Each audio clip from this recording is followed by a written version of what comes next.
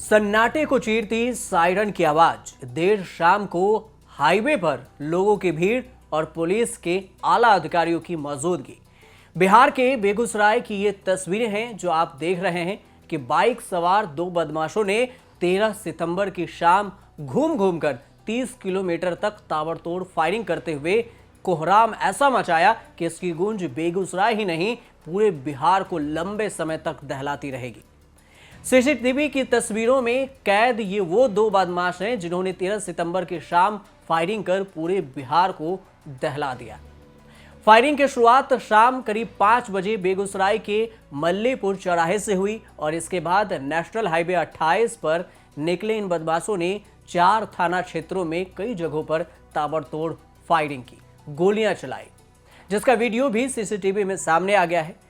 सुनिए कि सबसे पहले गोली खाने वाले चश्मदीद का बयान कि उसने क्या कुछ कहा। चौक पर आइसक्रीम बेच रहे थे सर, ठेला लगाकर बेच रहे थे आइसक्रीम, मतलब बैठल थे ठेला के ऊपर पे। वो आया, किधर से आया नहीं आया, एकदम तरतरे ने गोली चल गया। हमको टांग में लगा, हम गिर गए। सब आदमी उधर का पकड़ा हमको कि गोली लग गया। फुलवरिया, बछवाड़ा, तेघरा और चकिया, ये वो 4 जगह है बेगूसराय के 4 थाना क्षेत्र में से ये बाइक सवार दो गुंडे फायरिंग कर तांडव मचाते रहे, लेकिन पुलिस कुछ भी नहीं कर पाई। अब सीसीटीवी की इस तस्वीर के सहारे बदमाशों की तलाशी हो रही है और बदमाश अभी भी फरार है। बेगूसराय के एसपी योगेंद्र कुमार का क्या कुछ कहना है वो सुन लीजिए। जो फुटेज हम लोग को अभी तक मिले हैं, हम लोग ने 3 टीमें बना के फुटेज का हम लोग एनालिसिस करवा रहे हैं और मैं भी उसी क्रम में फील्ड में निकला हुआ हूं। तो फुटेज में हम लोग को एक मोटरसाइकिल पे 2 अपराधी की उसमें देखते हुए मिले हैं, लेकिन इनकी जो पहचान है वो अभी हम लोग करवा रहे हैं और हमारे जो पड़ोस के जिले हैं हमने उनको भी अलर्ट कर दिया है, उनसे भी सूचना मांगी है। तो हमारे जितने भी रास्ते पे सीसीटीवी फुटेज है हम लोग सबको चेक करा रहे हैं और मैंने 3 स्पेशल टीमें बना दी हैं इनकी रेड्स करने के लिए और हम लोग सभी जगहों पे इनकी रेड्स करा रहे हैं। गुंडों के फायरिंग में कुल 10 लोगों को इन बदमाशों ने गोली मारी, जिसमें से एक चंदन कुमार नाम के शख्स की मौत हो गई। फायरिंग के इस वारदात से लोगों में भारी खौफ और गुस्सा है। मृतक चंदन कुमार के परिजन और स्थानीय लोगों ने बरौनी थाना के पास मोती चौक पर प्रदर्शन किया। एसपी और पुलिस के आला अधिकारी ने समझा बुझाकर आक्रोशित लोगों को शांत किया, लेकिन फिर भी ये विरोध प्रदर्शन जारी ही रहा। जख्मी लोगों का इलाज के लिए बेगूसराय के सिविल और निजी अस्पतालों में भेजा गया, जहां उनका इलाज चल रहा है। जख्मी लोगों का हाल चाल लेने देर रात बिहार के पूर्व मंत्री शाहनवाज हुसैन पहुंचे। उन्होंने ये हालचाल जाना कि आप कैसे हुई घटना, ये तमाम सारी चीजें जानकारी ली, उसके बाद चले गए।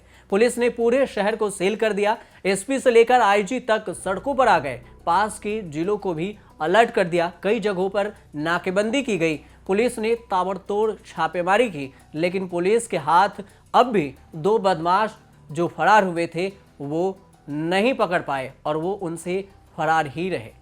और छापेमारी भी बिहार में लगातार बिहार के बेगूसराय में जारी है। पुलिस ने कई जिलों में अलर्ट किया, जिसमें पटना, खगड़िया, समस्तीपुर, नालंदा, लखीसराय जिले हैं और इसमें नाकेबंदी भी की गई।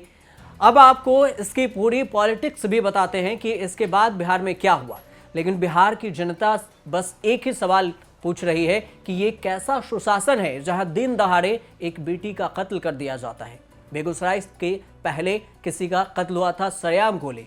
और ये कैसा सुशासन है जहां दिन दहाड़े बैंक लूट ले जाती है। कुछ ही दिन पहले बैंक की घटना आई थी। और ये कैसा सुशासन है जहां हाईवे पर जिसे देखो उसे गोली मारने के अपराधी के पास हिम्मत कहां से आ जाते हैं। बिहार के नीतीश तेजस्वी सरकार को एक बार फिर से कानून व्यवस्था के मोर्चे पर सख्त सवालों का सामना करना पड़ रहा है, क्योंकि नीतीश तेजस्वी की नई पारी में आगाज के साथ ही अपराधी बेकाबू दिख रहे हैं। 3 तस्वीरें आपकी नजरों के सामने हैं, लेकिन अपराध की फहरिस्त में कई ज्यादा अपराधी ऐसे पैदा हो गए हैं जो खुलेआम क्राइम कर रहे हैं और पुलिस कुछ नहीं कर पा रही।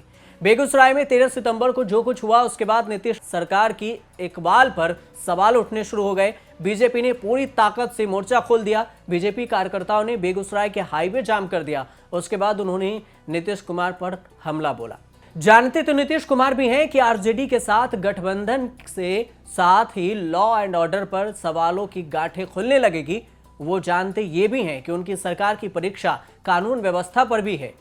वो वायदे भी करते रहे हैं कि अब कानून व्यवस्था संभाल में है, लेकिन हकीकत क्या है आप इस 3 तस्वीर से ही अंदाजा लगा सकते हैं।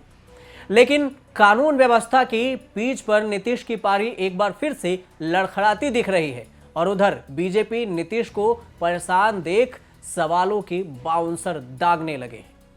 गिरिराज सिंह और अश्वनी चौबे शहनवाज ने क्या कुछ कहा वो भी सुन लीजिए। मुख्यमंत्री जी, बिहार में जब भी ये महागठबंधन की सरकार बनी है तब से लॉ एंड ऑर्डर की स्थिति इतनी बिगड़ गई है कि आम लोगों का कहना है रोपे बबुल तो आम कहां से हुए।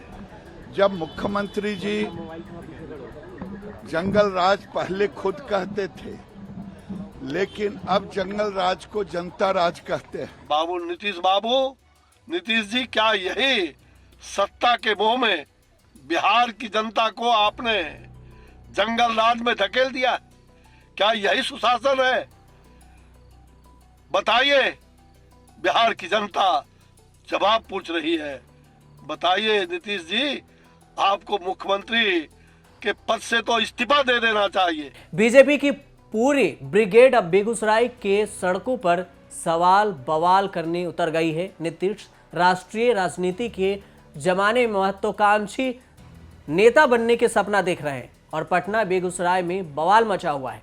बिहार की किस्मत दांव पर है, मझधार में अटकी हुई है कि बिहार की कानून व्यवस्था चौपट होती जा रही है और नीतीश कुमार राज्य में शासन व्यवस्था को संभालने के बगैर आप देश में पीएम बनने के भी सपना जरूर देख रहे हैं। लेकिन शासन व्यवस्था कब सुधरेगी इसका कोई अंदाजा नहीं, कोई बयान नहीं, कोई स्टेटमेंट नहीं दिया जा रहा कि ऐसे सुशासन की सरकार में, सुशासन बाबू की सरकार में ये सब कैसे, किसके हवाले से हो रही है।